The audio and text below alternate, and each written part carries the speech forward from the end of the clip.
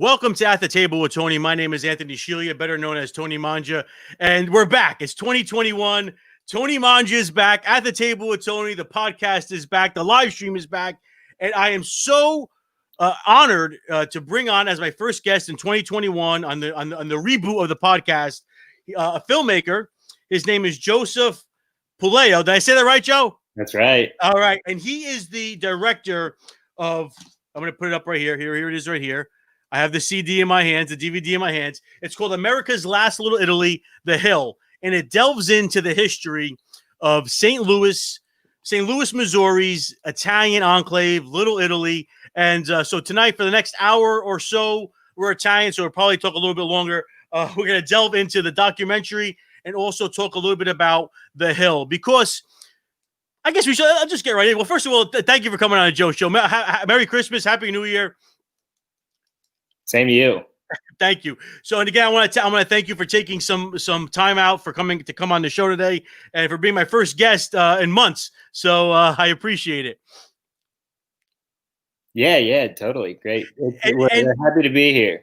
Thank you. And before we went on the air, I said I was going to say on the air. I said to you that I just finished watching it this evening, and I could watch this documentary at least once a week, because it makes me feel good to be Italian American. It makes me feel good that there's still little Italies out there, or Italian enclaves out there that are doing the right thing, that are not forgetting their heritage, that are not forgetting the past, but that are bringing it into the 21st century. Or not 21st century. Is it 21st century? I think we're in the 21st century. I don't even know anymore. It's like COVID time. Like, I don't even know what day, what year it is.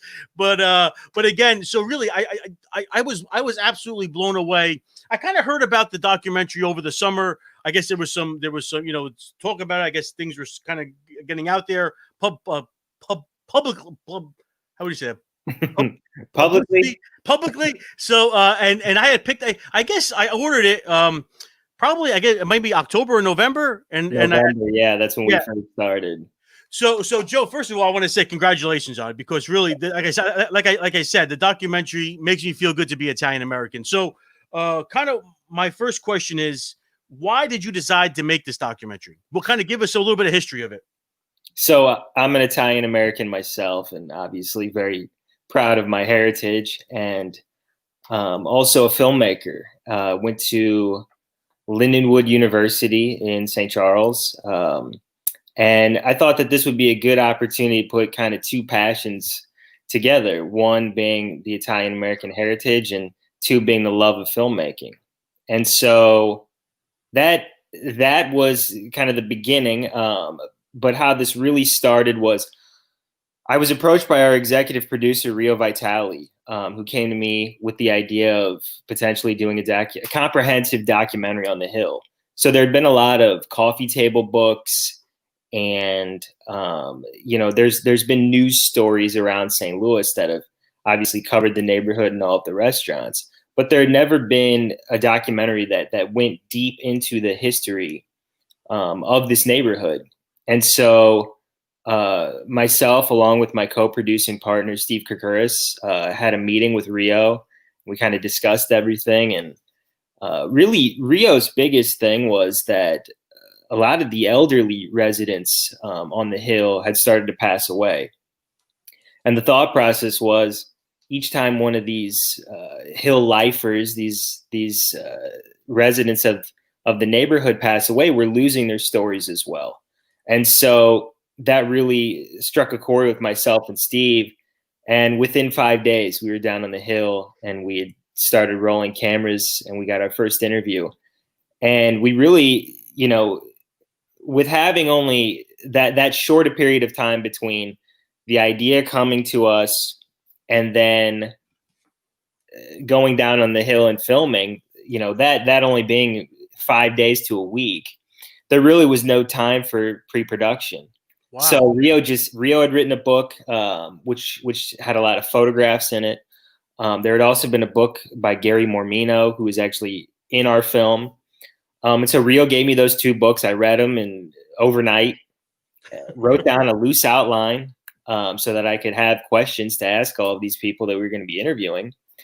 And that's really where everything started. So the biggest thing for us was we wanted to start off interviewing as many elderly residents as that's the book right there that helped us. So yes, that's what, once we started interviewing everybody, the first thing was we got to interview everybody, all the elderly residents that we could find. So I would say we interviewed close to 25 to 30 people that were over the age of 80. And that's where we started. Then that's where kind of the film started to take shape. We started to kind of understand where we were going to be able to take some things. And, I'm just so incredibly happy that we had the opportunity, just because if you see at the end of the film, I think we had lost 7 of the people that we had interviewed. And in the last month itself, I think we've lost 2 or 3. Really? So it's definitely been, it was a good thing that we did this when we had the opportunity, because then obviously with COVID happening, now these people, there's no way that we would have been welcomed, into their home, and rightly so. I mean, it's just too dangerous for them. But at the time we were able to get into, 90% of the time we were interviewing in these people's homes. And so that's where we started. And then from there, the story started to take shape. We started getting more interviews with kind of the younger generation and seeing where the hill is going. And, we interviewed it in chronological order as to how the film is pretty much laid out. Oh, really? And, yeah. I mean, if you look at it, the fact that, the interviews towards the end of the film that you're seeing, there were younger generation we interviewed towards the end, and everybody that was older, we had interviewed them right at the beginning. And so it's just kind of funny the way it worked out. But, that was the biggest thing for us, was getting all of these interviews while we had the opportunity. Now let me just say something, because I think that the format that you have for the documentary, again, it is chronological. I think that every Little Italy out there, every Italian enclave out there, should have somebody like you to document these people and these places, because unfortunately, although the hill is still strong and vibrant, there are many places. I mean, I look 20 minutes away from me is New York City, and Little Italy there, Mulberry Street there, isn't what it once was, which you actually talk a little bit about in the documentary. You actually have a former New York City actor, right? I guess the guy now lives in. He lives on the hill now. He came in, so that's a funny story. Our executive producer Rio actually ran into Larry Romano, who's a New York actor. He ran into him down on the hill. He was having a meal because he was in town to do a charity event for dogs. He was doing some kind of charity event, and Rio just asked me, we're doing this documentary. Is there any way we could get an interview with you? And Larry obliged. And so the next day we went down and interviewed Larry in the neighborhood, talking about, just that, what happened to Little Italy in New York. At the time, we didn't have the title of the film. We didn't know that we were going to call this America's Last Little Italy, the hill. That wasn't, we were still just, editing and interviewing at this time. And I thought that it was important. I didn't, budget constraining. We didn't have the opportunity to go to New York and get, multiple people from New York to talk about how their Little Italy went under. This was, I knew that from the beginning, that we wanted to keep this insular. Yeah. But, the fact that we had that opportunity to get somebody else outside of the neighborhood to kind of talk about exactly what we needed. I thought that was a great opportunity for us, and he delivered with a great line that makes the film, and I think that it's good to hear that authenticity that comes from Larry right at the end of the film when we're going through all of the, that's, in retrospect, calling the film America's Last Little Italy. We knew that this was gonna draw some kind of pushback, but I hope that the film really makes a case. Obviously there's other Little Italy neighborhoods, but the hill, I'm going to have to stick by this. I think that it's one of a kind in the fact that it's still a residential neighborhood. I mean, we were down there for 2 years filming down in this neighborhood, and we interviewed a lot of experts. There's a guy in the film, Phil McCurdy. We went to Denver and interviewed him.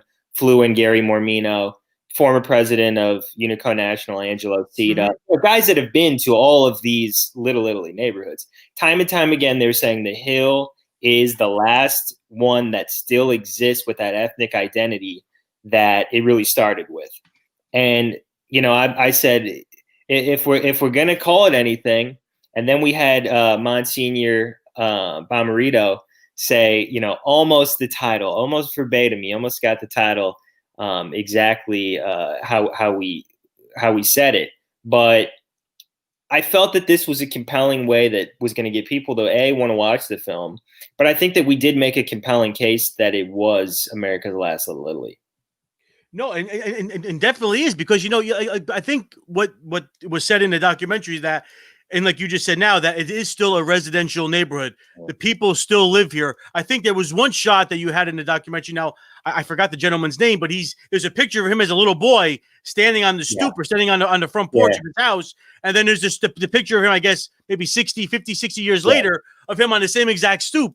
So I mean, really, that is it's actually beautiful, because so many Italians kind of, once they quote unquote made it in the cities or in these little enclaves, they decided to move to the suburbs, which you also talked about in the documentary. But you also mentioned something that I think that maybe is really original to St. Louis or to the Hill, is that they had a plot of land that was undeveloped. That was I think the quote was pristine. Mm-hmm. And they were able. So after World War II was really kind of when it gave, like, the guys coming back. Again, this is all mentioned in the documentary. Again, I'm talking with Joseph Puleo of America's Last Little Italy, The Hill, and so the GIs are coming back, and they obviously they still wanted to be close to their families, but they didn't want to live in the same houses anymore. Mm-hmm. But by having this property that they had in the hill, on the hill, I guess we'll talk about the hill in a second. But it was able for them to really continue to live where they grew up without living in the same house. Mm-hmm. So I mean, coming from the East Coast, coming from Jersey and New York, a lot of times you had four. You probably had 3 to 4 generations at one time could be living in the same house. Which I'm sure was the same there, but also the houses there seemed what they call them, shotgun houses or shotgun shacks. Yeah, shotgun houses. Yes, okay. Exactly. So there, I mean, they were a lot smaller. So I think the one older woman said to go to the bathroom, she had to go outside. She had to use the back. Yep. Let me ask you a question. Do you call it the Book House out there, or the Buck House out there? We had the bathroom outside. No, I did hear somebody say that. Yeah, well, yeah, we did hear somebody say that. But so talk a little bit about that. Talk a little bit about how they, how the people were able to, still stay in their community without living in the same house as their grandparents or their parents. Well, I mean, one thing that is generally an Italian thing is having a lot of kids. And like my father alone, he has 8 brothers. So, it's that, and that was not that was something that was seen all throughout the neighborhood. Mm-hmm. I think that's a huge thing and we get into this, like, they had a lot of boys that they were able to send to the war because they had such a high birth rate, so they also had a lot of people living in this neighborhood. So if you have 6, 7 kids living in a home, once they turn the age of 18, 19, 20, where they would want to leave the house, but they didn't necessarily want to leave the neighborhood. And that really comes to fruition, like you said, after World War II, when they all come back, they all want to stay in this neighborhood, but they don't want to stay in the same house. They're getting married, et cetera, et cetera.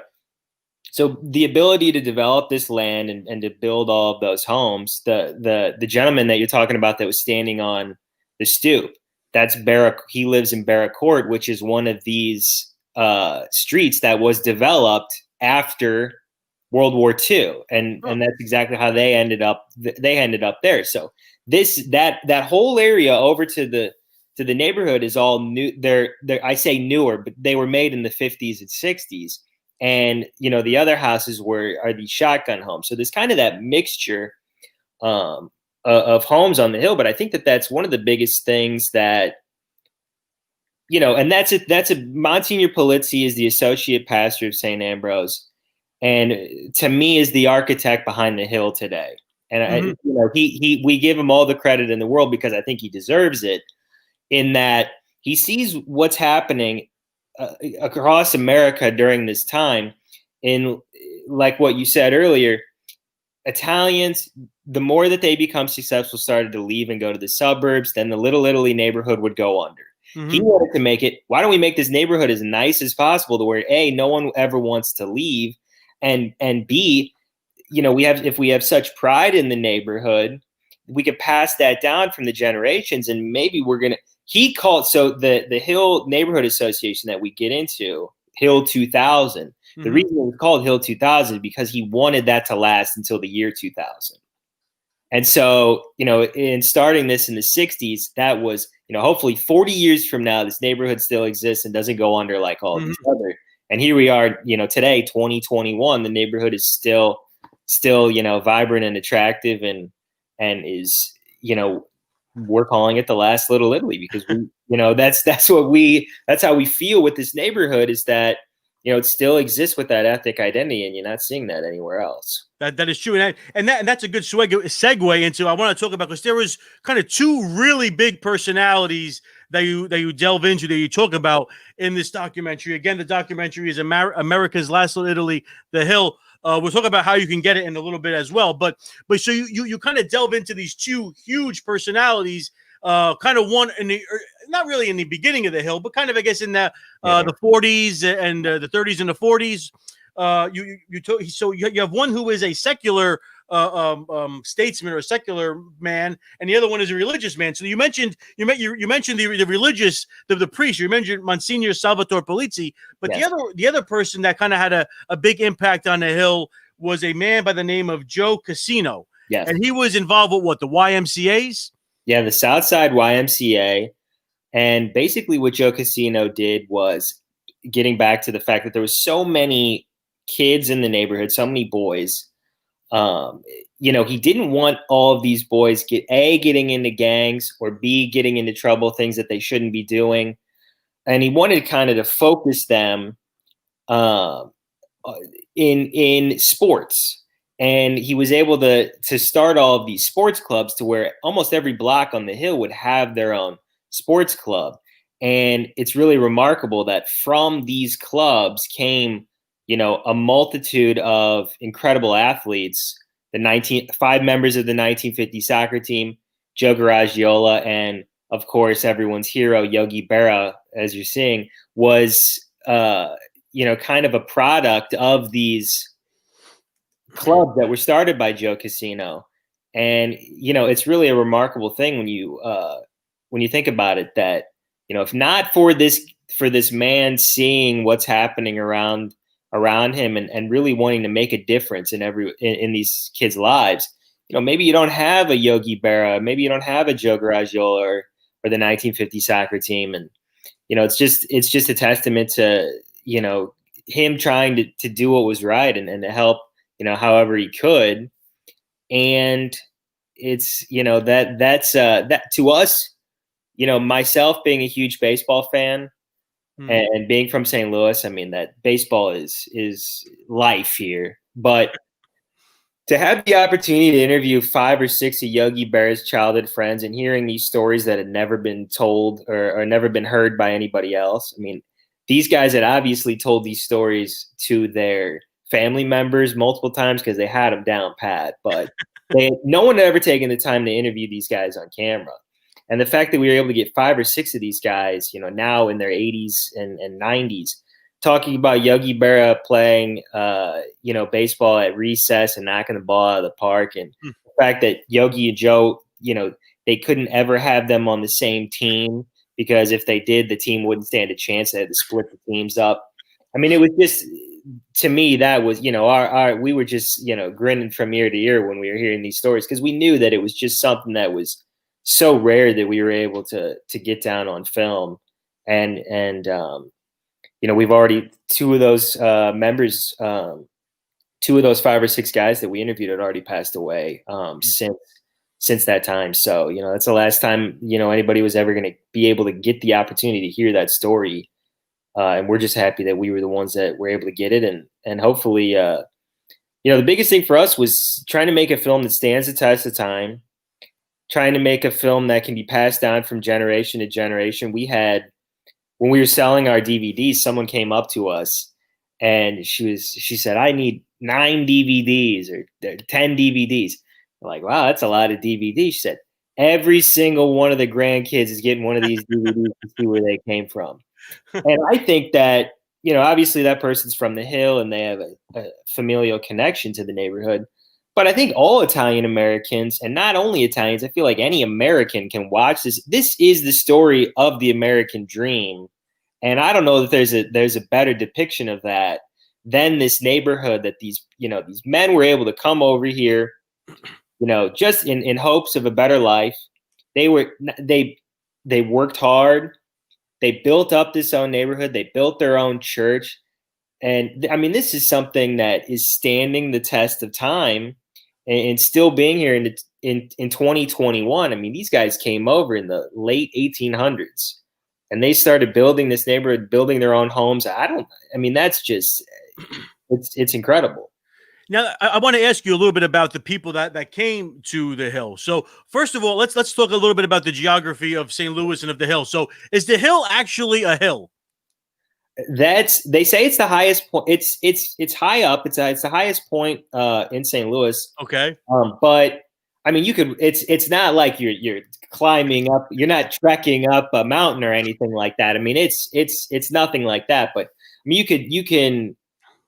It is high up, and you can see the arch. There's certain places where you can easily see the arch, like over up on Southwest Avenue, stuff like that. So yeah, I mean, the Hill. It makes it sound like it's like, you know, you need to put boots on or something like that. But no, I mean, it's just a higher elevation.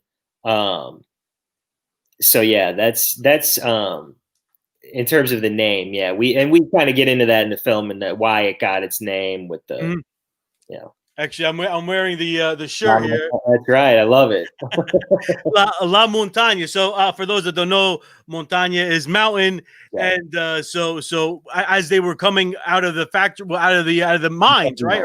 Yes. They would say La Montaña, meaning the hill, going up the hill. But again, I want to talk a little bit about the people. So the people that came here came to St. Louis, came to the Hill. Now, where were they from in Italy? What was their predominant region? That's one of the things that's kind of it's an important part that we touch upon in the film.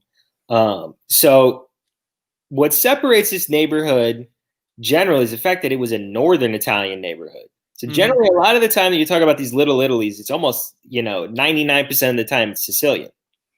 And these guys initially came over from Lombardy, northern Italy. That is where they came over. So at the time when they came over, that was generally very, very northern Italian at the beginning.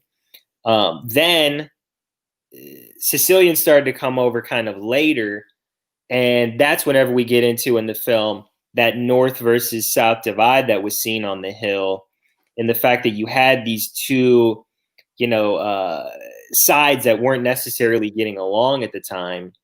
And how they were able to, once the children started going to school together and they didn't have the same ideals as their parents as to why they would necessarily not like someone that was northern or Sicilian, and that's kind of where all of this started to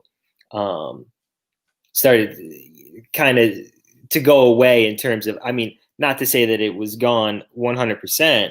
But it wasn't to the same extent that it was seen, years prior. So it was the majority of the people were Northerns and Sicilians. So were there any Calabrese or Neapolitans or? It was kind of just put into broad terms for us in terms of. I know that there was like 5 towns. There was Milan, Inveruno, Castelnuovo. I'm drawing a blank because I knew these. I had these down, 2 years ago because I would ask them, where their family came from, and we kept getting.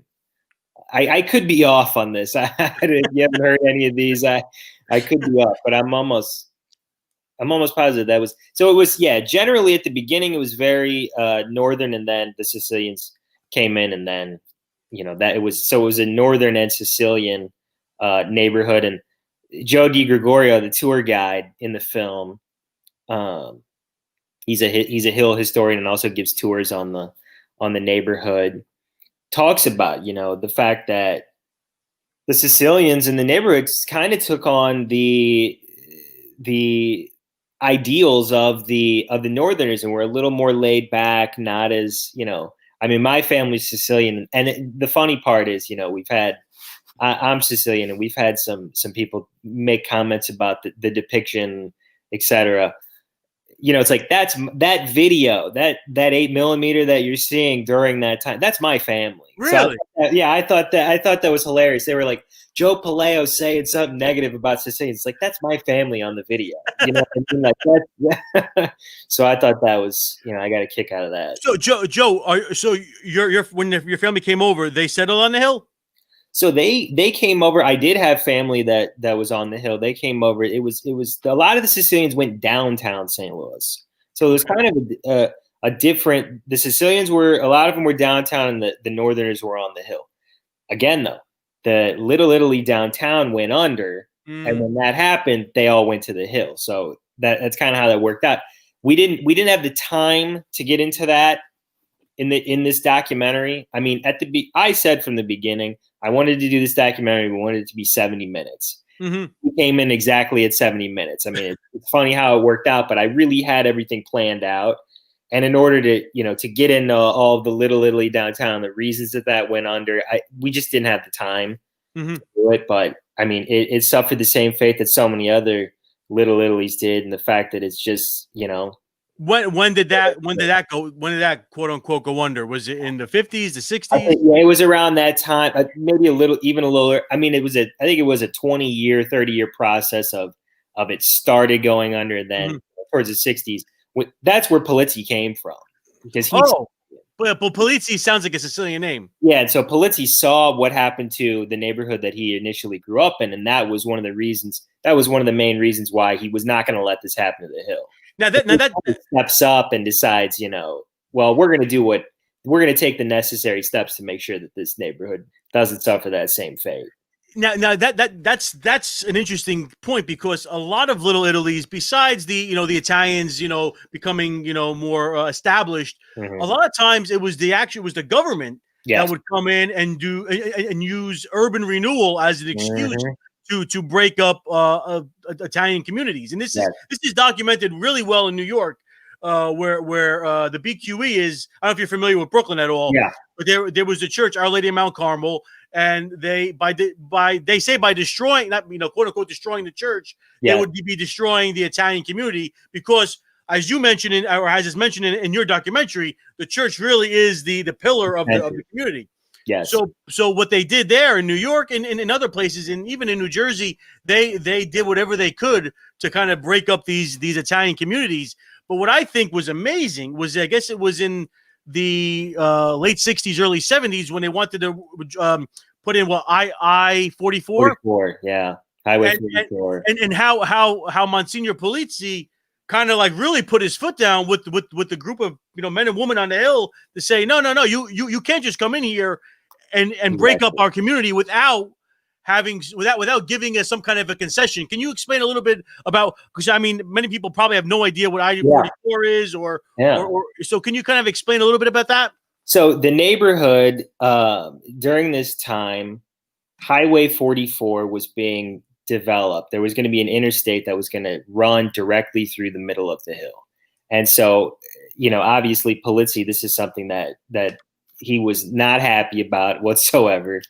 And, Polizzi to this day is a firecracker. So when you're getting an interview, even today, 50, 60 years later, this is riling him up, even just thinking about this. But, the highway was going to come through the middle of the Hill, and the fear was that it was going to not only break up the Hill, literally, but figuratively. Would the neighborhood be able to sustain this?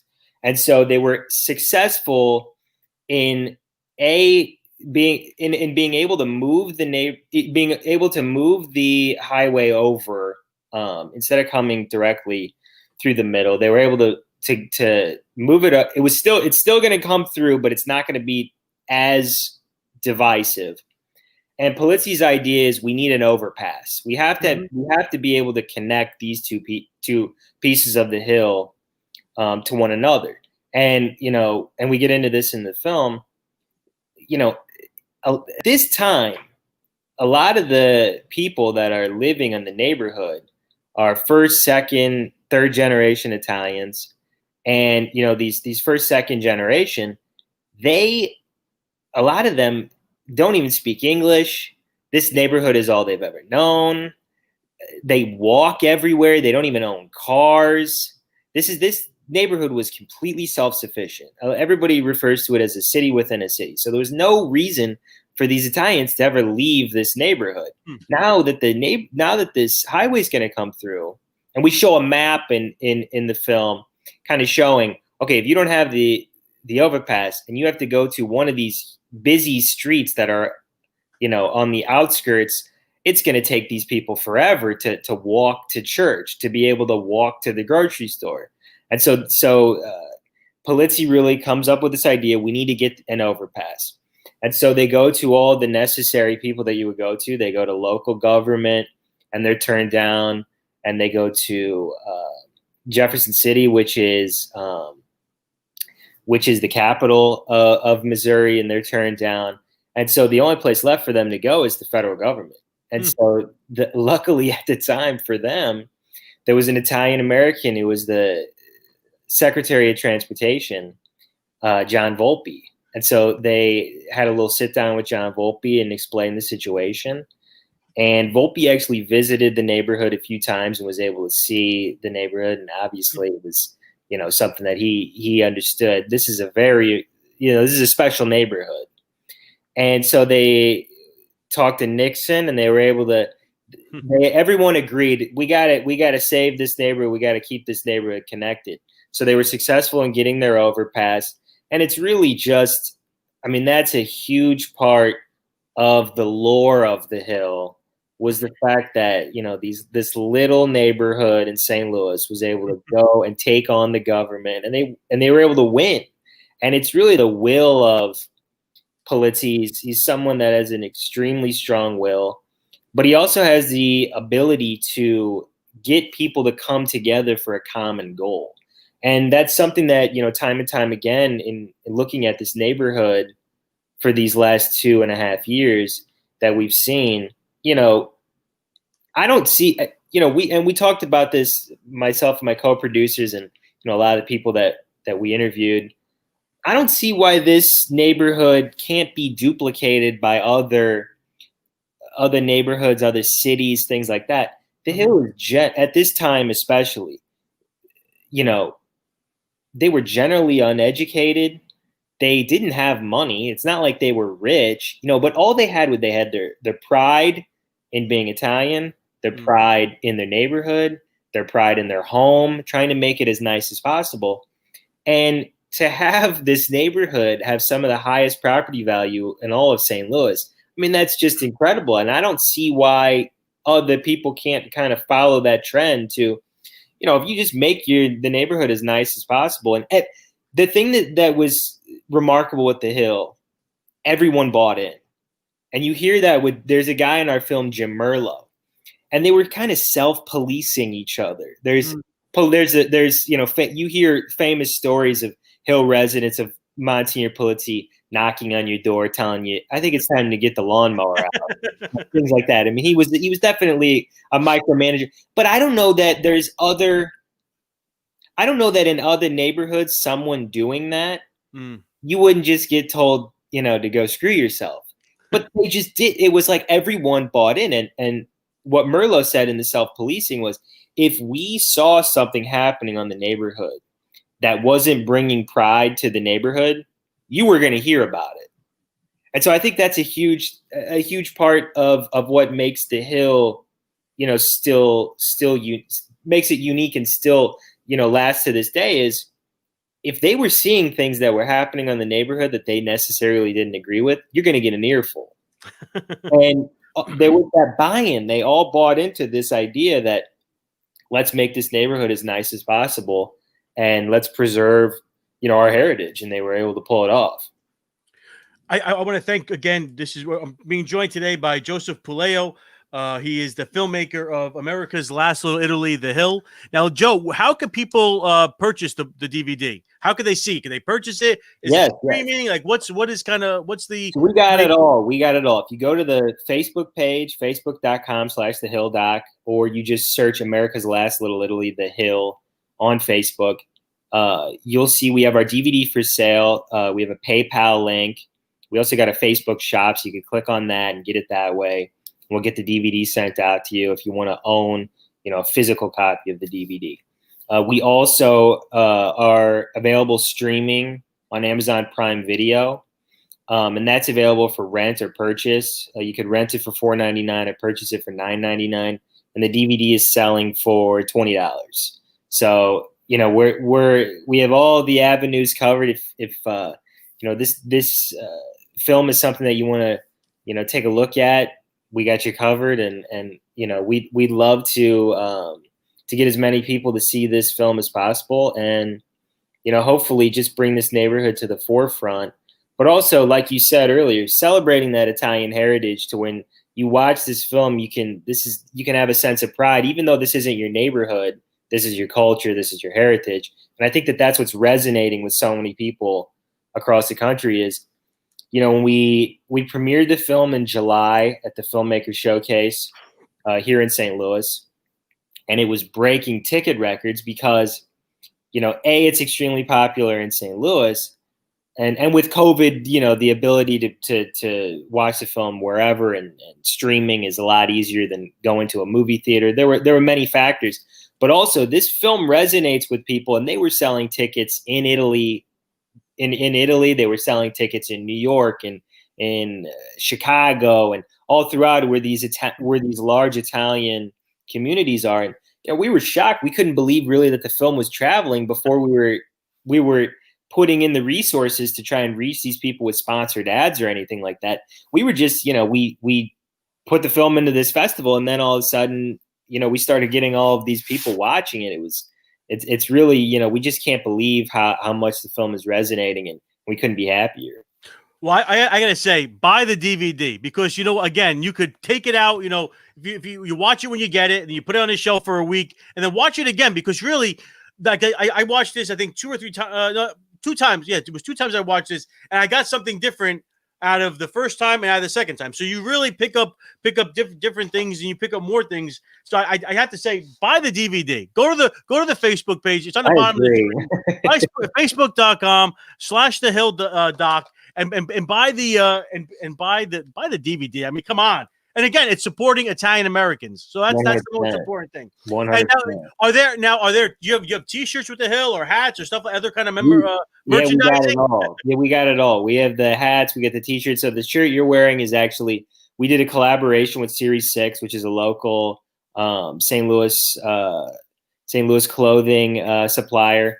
So they did our first run of T-shirts, and then later on, so we started doing our own products. We have our own hat that have the logo on it. We have T-shirts, sweatshirts, and so those are being done by a company actually on the Hill themselves. Maestro Screen Printing is taking care of all of our screen printing things from now on, in terms of the T-shirts and we got long sleeve shirts and sweatshirts. We turned into just a walking shop. Everybody wanted everything, especially for Christmas. It was extremely popular, but it's something that we can't be couldn't be happier with all of the people who want to represent this neighborhood, not just in St. Louis, but across the country, to really bring it to the forefront. And I think that this is just a great opportunity for us. I was telling my wife after we watched this, I guess it was last month, or probably I guess it was the end of November. I told her, I said, we are going to plan a trip to St. Louis ASAP. But I want to get into a little bit about, because we are living in different times. We are living in the age of COVID, so to speak. So how is St. Louis and the Hill in particular handling this whole COVID pandemic?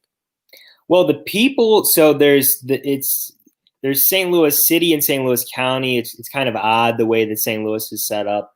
The city where the Hill is, they haven't suffered, quite as bad in terms of the shutdowns. They've been able to keep the restaurants open, but at limited capacity. A lot of them obviously doing the carry out and the curbside pickups and stuff like that.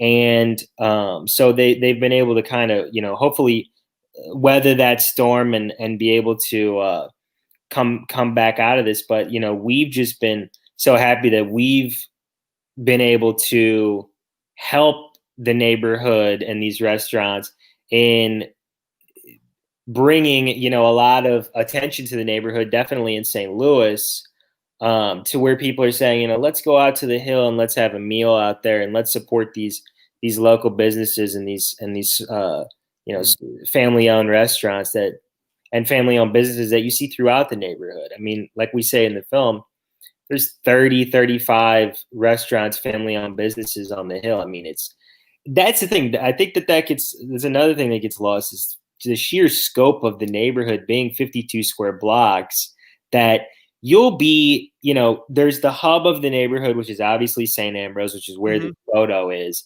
St. Ambrose, across the street, you have Milo's, which is the Bocce Garden, which is a famed place in St. Louis. And then right across the street, you have the beautiful piazza that was just built, which is really remarkable. But down the street, you got Vitale's Bakery. You go even further in the opposite direction, Di Gregorio's Market. And I mean, but you could go 3-4 blocks down, and you'll be in the middle of all homes.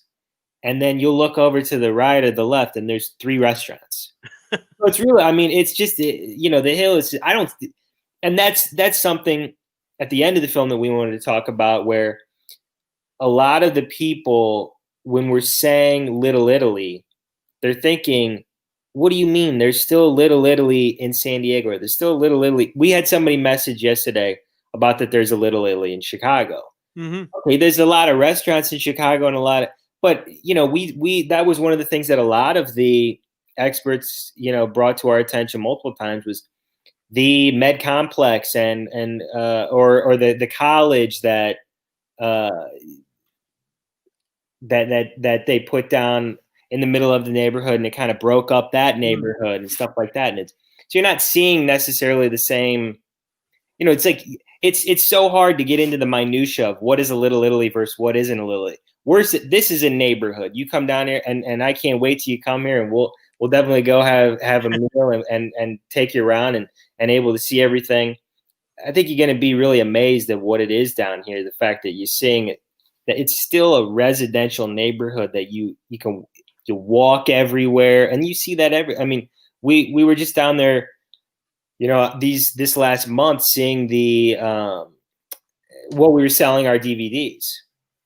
We go down there, and we're across the street from Di Gregorio's, and we're seeing people that we interviewed in the film walking in Di Gregorio's, and everybody's saying, "Hey, how you doing?" And they coming over and talking to us and stuff like that. It's like, this is their neighborhood. This is their grocery store that they go to. They don't have to travel outside the neighborhood. They just walk down to the grocery store and pick up what they need at the market. I mean, it's really a throwback, and I don't think there's any place like it. I mean, that's the thing, like you said, like, it's kind of, odd. I mean, there are places here in North Jersey where, you're in a residential neighborhood, you have a restaurant, you have a bakery. But really, when you think of Little Italy, quote unquote, Little Italy, capital L, capital I, you think of just, restaurant after restaurant after restaurant, maybe a shop here, a pastry shop there. But really, that's not, I mean, it is and it isn't what Little Italy or it's so again, it's so hard to kind of define it and to decide what is, it's like the people that, if they have an issue with the title, or they, it's like, just watch the film is all we can say to them. Because I think when they get that sense of community throughout, the 70 minutes of the film, I think they're going to come out of this and hopefully just be happy. That's the thing. When we knew that it was going to have a little bit of pushback, but one of the early festivals that we did, and we were talking, there were people from New York, And I was like, oh man, I don't know, what the reception is going to be like out there. Are they going to be upset? Or that we called it this? It was the exact opposite. They were like, Little Italy turned into Chinatown. We can't wait to hop on a plane and come down and visit the hill after. It's exactly what you said. And we're hearing that time and time again. And we just can't, we couldn't be happier of the reception that we're getting from all of these Italian Americans and just people in general, seeing the neighborhood, getting excited about it, wanting to visit. And I don't think that, there's nothing better that we could have hoped for when we started this project, and have everybody, just be so incredibly receptive. Again, I am Anthony Scillia, being joined tonight by Joseph Puleo. He is the director of a great documentary that you have to go out and purchase. America's Last Little Italy, The Hill. Here it is. I have the actual DVD in my hand. Actually, it's not in the case because I watched it this evening. You see, so watch it. Don't just buy it. Watch it, because again, like we're saying, like I told you, Joe, after watching it the first time and now watching it again, I really want to come. So I'm so like, I get excited. I get pumped up when I see things like this, because, again, there are the great little Italian enclaves around the country. And I mean, again, now with COVID, it's hard to really travel the way I would like to. But even I live in the great state of New Jersey, the Garden State, and there are so many little Italian towns, quote unquote Italian towns, throughout the state that nobody even heard of. There's a town called Bernardsville out in Morris County by me. Oh no, actually maybe Somerset. I don't even know where it is, but it's like in the middle of nowhere. It's like all farms, but yet the people that came there were Italians. So really, I mean, this watching this DVD gets me excited. It gets me passionate. It gives me pride that there are people like you and people like the guys and gals on the Hill that want to preserve our heritage. And I want to. I know we have a couple of minutes left, but I think the one thing we didn't talk about, which is at the table with Tony, we got to talk about food a little bit. Of course, we got to talk about food. So there are a couple of dishes or a couple of specialties on the Hill that I guess that kind of either were originated there or kind of that St. Louis's Hill, the Hill is known for. And one of them is, we have them here in Jersey, we have them in New York City, but toasted raviolis. Talk about toasted raviolis. So when I first started the project, there's all these things. There's like three synonymous things with the Hill in St. Louis: toasted ravioli, Yogi Berra, Joe Garagiola, and the 1950s soccer team. So we knew that those were going to be things that we probably had to touch upon in the documentary. Obviously, the Yogi and Joe thing was from the beginning something that really excited me. The toasted ravioli thing is something that's extremely nuanced and somewhat complicated. And in doing all of the interviews, so we started interviewing everybody and we're asking them about toasted ravioli. The issue is toasted ravioli is just ravioli. It's like deep fried ravioli. And so what happened is there's two restaurants currently on the Hill laying claim to inventing toasted ravioli: Charlie Gito's and Mama Campese's. We were doing all of the interviews, and I didn't know this. Our executive producer knew everything about the toasted ravioli. I didn't. I just knew that, somebody said that a guy dropped them in on accident to the deep fryer, and thus toasted ravioli was born. And that's basically the story. But what complicates things is that Charlie Gito's and Mama Campese's, they're just simply in the building that another restaurant was in, 70 years ago when this happened. So now you're getting into Angelo's versus Old Danny's, and they both are claiming that they invented. So I'm like, to put this to a national audience, that if they have never heard of toasted ravioli, now they're getting told there's 4 Italian restaurant names, all laying claim, all having a different, idea as to how this happened. I just thought it was going to be way too convoluted. And that's a short film, or that's a documentary. I mean, that's that, because that make your head spin, I guess. After and I'm sitting there and I'm like, how are we ever going to make this, easily digestible to a national audience, for them to understand, to comprehend what's going on? So that was really to St. Louisans. That was something that was going to be heartbreaking that we were not going to have that in the film. But there was so many decisions that had to be made when you're talking about 120, 130 years of history, and the fact that we had this, we wanted to do it in 70 minutes, and then we ended up having a PBS cut that we did that was shown locally, and we're in the process of potentially getting that out and hopefully trying to get a national PBS airing. But they wanted the film cut down to 60 minutes. Wow. So now I got to cut it down, now I got to cut another 10 to 12 minutes off of that. So there was just so much that had to be covered, and the toasted ravioli thing was taking 5 to 6 minutes for us to explain it, that it's something that had to hit the cutting room floor. But it's definitely something that is synonymous with the Hill, synonymous with St. Louis. And we interviewed a guy, Joe Lonegro, who's in the film, and he claims he was there the night that it happened. He was a busboy, and Fitz, I believe, was the name of the cook, Fitz or Fritz, and he had a little too much to drink, and he apparently dropped the ravioli into the deep fryer, and they put it on a plate with a little marinara, and thus toasted ravioli was born. And at that time, it wasn't breaded. That's something that came later. It was just, because it was an accident. Yeah, Like, yeah. oh, well, maybe if we bread these with the, that'll be even better. And so now that's, the toasted ravioli that everyone knows and loves to this day is that came later. But yeah, that's just, it's quite the story, and it's a lot to get into and to unpack. Like you said, that's probably its own documentary. Yeah, that's what I was saying. The whole time I was like, I know we're gonna break some hearts here, but that's a documentary for another day. And the other thing that's different in St. Louis, as I guess opposed to other Little Italies or even here in Jersey, is that if you can explain what Provel cheese is on the pizza. Yeah, the Provel cheese. That's another St. Louis staple. We love our Provel cheese. I don't necessarily know the exact ingredients. I know it's like multiple cheeses mixed into one. I think they call it a cheese product, right? It's not actually cheese. Exactly, because it's like a lot of things combined into one, and it's not. It's like gooey cheese. It's not like mozzarella where you take it up from the pizza and it comes with it.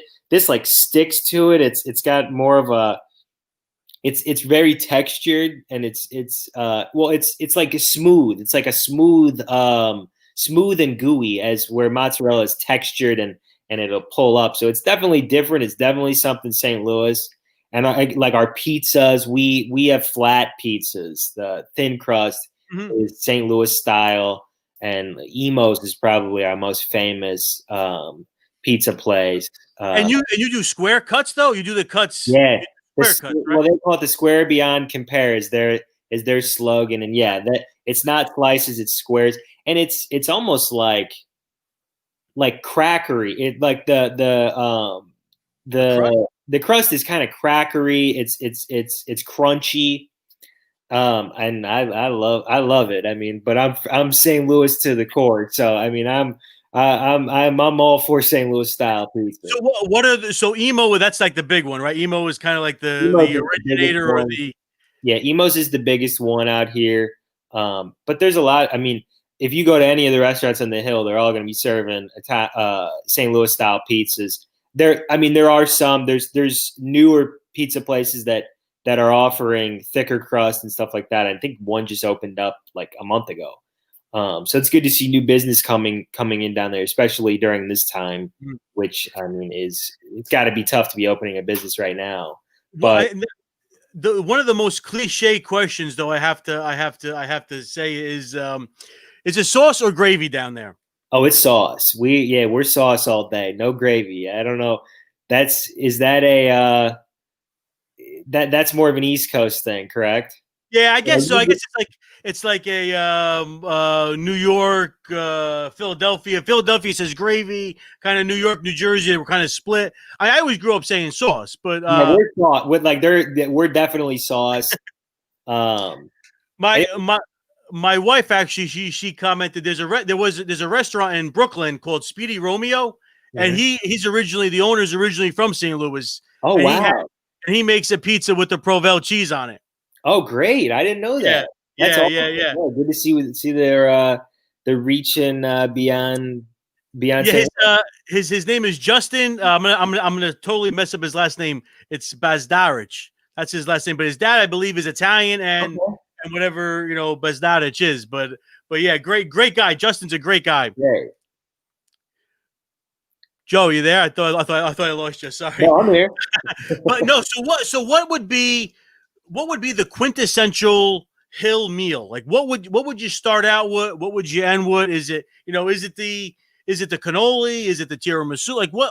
Give us what are you eating on the Hill?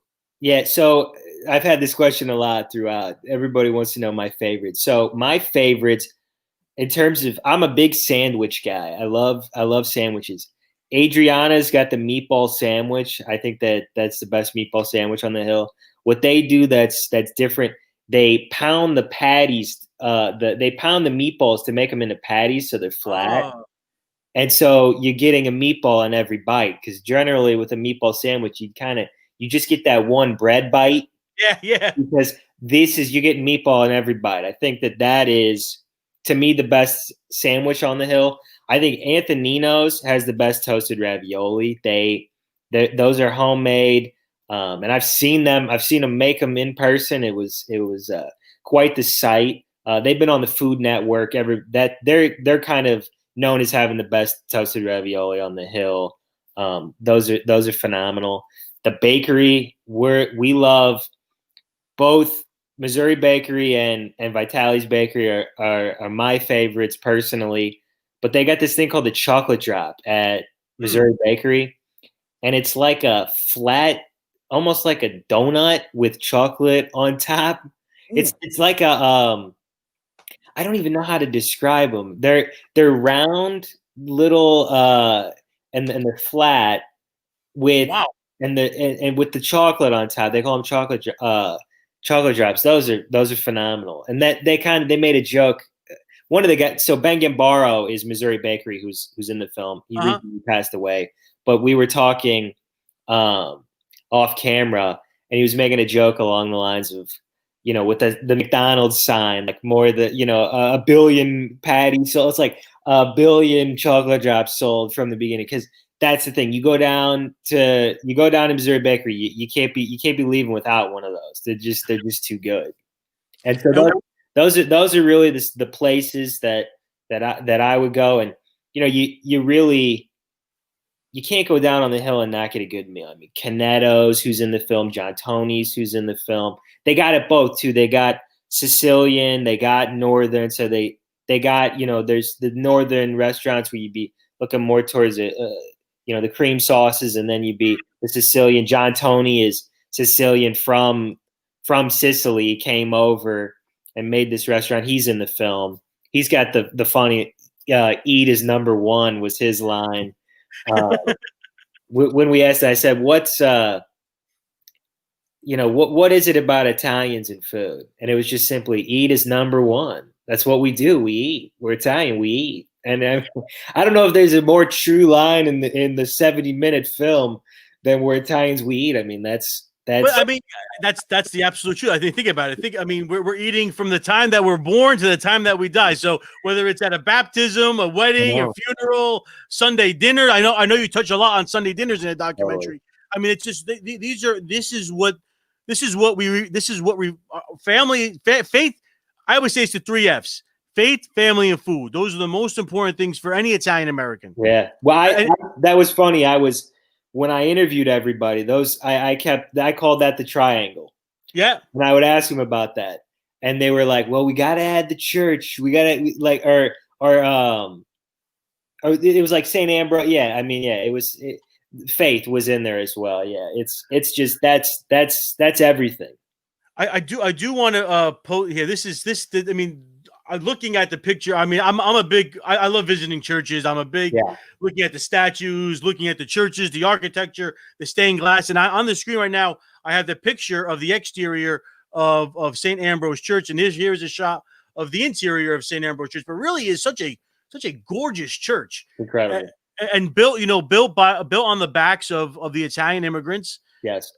And there was one line that really struck home to me in your documentary. Again, I'm talking to Joseph Puleo. He is the director of America's Last Little Italy, The Hill, and it was Monsignor Bommarito says, "As the church goes, the neighborhood goes," and that's it speaks volumes. 100%. We were actually when we heard that line, myself and my co-producer, we hold on him at the end of the film. That's the line that ends the film. And the second he said it, we looked at each other, and it was like, oh my God, could you, like, it's so profound. And he was one of the last people that we interviewed, and to just put it so eloquently and to sum up the entire film with his last subsequent lines even before that, to put everything together and to just kind of encapsulate what the neighborhood is all about, to where and then to have the opportunity after that. So we interviewed him, I would say that was in December, and then like a year and a half later, a year later, we then were filming inside of the church, and that's where that photo is from that you showed of the four of us in the neighborhood. And to just have the opportunity to go into the church, such a sacred place, and to just be given the opportunity to just film whatever I wanted to for however long I wanted to, with our camera guy, and myself and Steve, my co-producer, we had a list. So we had that camera guy. We had one day we were going to get, and I had 70 shots, not just of the church, but throughout the neighborhood. We had 70 shots, and we were going to get them in 12 hours. And we started in the church. That was the first place that we went. And I would say it was about 2 hours we just spent in the neighborhood, inside the church, going through all of the, beautiful things that we had the opportunity to film of that church. And my thing was, I wanted to separate the way that we lit the interview from the way that you see the church. And I wanted, and this is something that myself and Steve talked about, we didn't want to turn the lights on in the neighborhood. We kind of wanted to be like we weren't supposed to be there, that we were like we just wanted to have the opportunity to go in and just film everything and just kind of take it all in. I think that by keeping it dark or just not completely lit, to have that kind of silhouette of the cross that we're able to show, and I just that really was one of my favorite parts of making this documentary was what that church means to the neighborhood is it can't be put into words, and hopefully we did it justice. And one of the things that we did that was really cool is that song that you hear at the beginning of the film. Steve actually wrote that song, and the song that's played with the title sequence. It's kind of a 60s rock song almost. And that was something that we wanted to start the film that way, to show that this is not a cliche, not going to be a cliche film. I didn't want to go with like opera music, and then you would get, okay, well, this is just a ripoff of The Godfather or something like that. We wanted to show that we're doing our own thing here. And so we actually Steve recorded all of those voices that you're hearing singing almost like a choir part. And he actually went into St. Ambrose. They gave us the opportunity. We went into St. Ambrose, and Steve actually did like an echo chamber and played the song, and then played the voices in the church, and then recorded the reverberation, was able to put that. So when you're seeing that at the beginning of the film, we wanted everything to circles around that church. And we thought, what better way than to actually have our song be played in St. Ambrose and use that man-made echo chamber and that was one of, Steve scored the film, and he did the music, and that's a huge character of the film.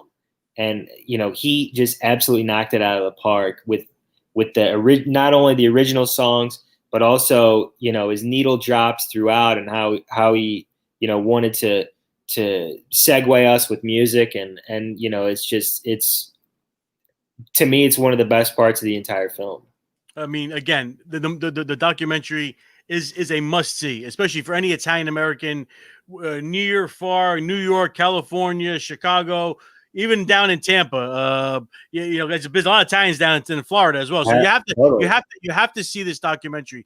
But before I let you go, Joseph, there's one image I want to put on the screen, because really, and it's actually the cover of the DVD.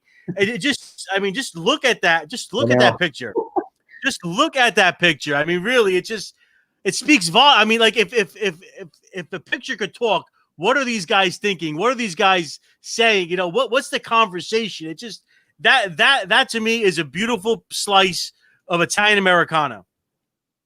Yeah, there was the movie poster was honestly one of the most difficult things that we ever had to make a decision on in the entire process of making the film. And we had gone through a lot of different ideas. We had a graphic designer. We worked on, we were going to actually draw a cityscape, and have the arch in it with the hill at the bottom. And we kind of worked on something like that. It was that was more of a graphic design, idea. And we had another photo that we had used, and we kind of tested that among people that we knew, and it wasn't really getting the reception that we initially had hoped for. So we were kind of just at a loss. And I was like, well, at the time we had not filmed the B-roll.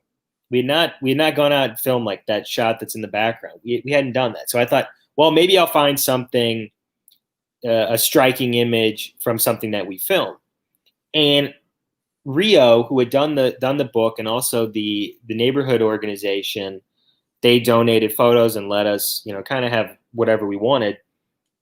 And I had 2,000, 3,000 photos that I had to go through, and I was logging them as we went. If there was anything St. Ambrose, it went into a folder. If there was anything, baseball, went into a folder, Polizzi folder. So I've started logging all of these photos, and I just happened to be going through these photos, and I saw that image. And when I saw the guy with the cigarette staring directly at the camera and the guys playing bocce, I said, what better image to sum up the neighborhood than what you're seeing on your screen right there. And really what was incredible for us was the fact that it was a landscape photo. I knew I was going to have the opportunity to make both a movie poster in which we would just have the cigarette guy and, the guy holding the bocce ball in the background, that we were going to be able to cut the photo down and you would still get that same imagery. But also the fact that we'd have a landscape photo that we could use for, Amazon Prime if we decided to self-distribute, or, a cover photo for Facebook. It's very rare to have that ability to have one kind of synonymous image for your film. And I didn't think that there was anything better than that image when I saw it. And I just sent it to the guys, and, we were able, it was just, we all couldn't believe that we had seen this photo. And one of the guy who donated the photo, his grandpa is in the picture. Wow. And we just got so lucky that all these people came forward time and time again for us, and just whether it be photographs or the 8mm. To have this 8mm at my disposal, to have 5 or 6 families, including my own, come forth with these 8mm reels from the Hill neighborhood, from the 30s, 40s, 50s, 60s, to have I had about 30 to 40 years of of 8mm that I was able to go through. So we didn't have to go to stock footage very often, except for, when we're talking about the war, we want to show the war when we're talking about, but when you're talking about Sunday dinner, that's my family having that Sunday dinner. When you're talking about, the greatest thing, I couldn't believe it, was when they were talking about the shotgun homes, and he was talking about how they would build the homes on stilts and then fill in the basements. One of the people on the neighborhood, one of the men that would film this 8mm, it's almost like he knew that one day we were going to need this footage. He would just go out and film everyday life in the neighborhood with his camera. It was almost like it was meant to be, and that this was going to be unearthed in, this 8mm is coming from people's basements and stuff that has not been seen in 40 years. My own aunt, she didn't even think that it existed, and they had converted it to VHS, and I had that, and I'm like, I gotta have this digital. We gotta find this. So they're looking throughout the house, and they pulled out. I was over there, and she said, I think this is it, Joey. Pulled it out, and I opened the top, and there it is, just like 15 8mm reels. And I couldn't believe it. I ran over to Rio's house, and he started transferring it to digital. And you're looking, Sunday dinners in there, the St. Ambrose Church, everybody. And then the people that came forth with the Highway 44 that were able to show what it looked like when they demolished all of these people's homes. The homes that these people had lived in, for all of these years, 30, 40, 50 years that these people had lived in these homes, and then their neighborhood's taken away because they're going to build the highway. And to have that visually, it's one thing to hear someone say it, but to be able to put the visual out there, and you could see see a row of homes get demolished. It's just, we couldn't be more grateful and thankful to the people of the neighborhood that came forth, and to everybody that was so helpful with us in making this project. Well, Joseph, I want to thank you so very much for taking time out today. This has been a blast. But before we end, I want people to know how they could get the DVD or how they could watch the documentary. Again, give us your websites, yes, Instagram, stuff like that. Again, I am being joined by Joseph Puleo. He is the director of America's Last Little Italy, The Hill. So, Joe, just give us, tell us a little bit about how we can find the documentary, how we can find you, how we can see what's going on in St. Louis. Yeah, definitely. So the Facebook is facebook.com/thehilldoc, or you could just search America's Last Little Italy, The Hill. When you get on the page, we have a shop, so you can see the DVD and the hat are available in the shop. And there's also a post on there that you can see, multiple posts about where to buy the DVD. We have a PayPal link. It'll take you directly there. Buy the DVD. It's $20, and we'll ship it out to you. And you'll be able to physically own a piece of Italian American history, as Tony has. And the other way, we did this for the people that everybody's into streaming now, and we wanted to have that ability. And so the film is available on Amazon Prime. Amazon Prime Video. If you just go on there, and that's also on our Facebook page. If you go on there, we have the links. We have the links to everything as to how to get the film. That's everywhere. But if you just go on Amazon and search America's Last Little Italy, The Hill, you can rent or purchase the film on Amazon Prime. And we're just, if it's something that you enjoy, please, by all means, leave us a review on Amazon. Leave us a review on IMDb. Share the movie trailer. We have a 30-second trailer that we've just cut that is now promoting the Amazon. Share the video on Amazon. Share our Amazon video on your Facebook. Anything that we could do just to get this film to as many people as possible, and share this with Italian Americans everywhere is something that we're very excited about the opportunity, and again, the reception has been great, and we just couldn't be happier, and hope that everyone who's listening to the podcast goes out and checks the movie out, because if you're Italian American, I think this is something that's going to resonate with you for sure. Amen. And it is, like I said to you, after watching this, I watched it 2 times already. I want to go to St. Louis. I want to go now, but I gotta wait. I gotta wait until things I kind of can't get. wait to come out. We're gonna have a good time. But again, Joseph, I want to thank you so very much. This really means a lot for you to come on the show today. Thank you. Of course, I really appreciate the platform and you having us on. It's I really appreciate it. It's my honor. Like I said, I mean, what you're doing is so important because you are documenting a piece of Italian Americana, and if we don't document it, unfortunately, as the years go by, we have the chance of losing it. So we have to really, stand behind it, document it, but also fight for what's ours. Fight for our Italian our little Italy's, for our Italian enclaves. Totally. So I just want to mention one thing. On Thursday night at 7 p.m., I'll be coming back on At the Table with Tony. I'll be joined by Robert and Shannon Tinnell. Robert is the director of Feast of the Seven Fishes, a great, fun family movie that came out. It revolves around the Feast of the Seven Fishes. I know we didn't talk about that. I don't know. Do they do the Feast of the Seven Fishes out in St. Louis? They don't, but that film is on Amazon. And for our film, it says if you like our film, you might like this film, and it's the Feast of the Seven Fishes. And I think that's perfect segue.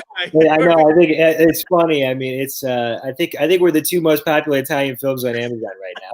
We need more of them. So I hope that you. Right. I mean, I want to have you come back and talk more about kind of like your background as well, because I want to know what else you're doing in the future. But we'll definitely have to sit down. Maybe when I come out to St. Louis, we could do a little For sure. a podcast, go visit some places.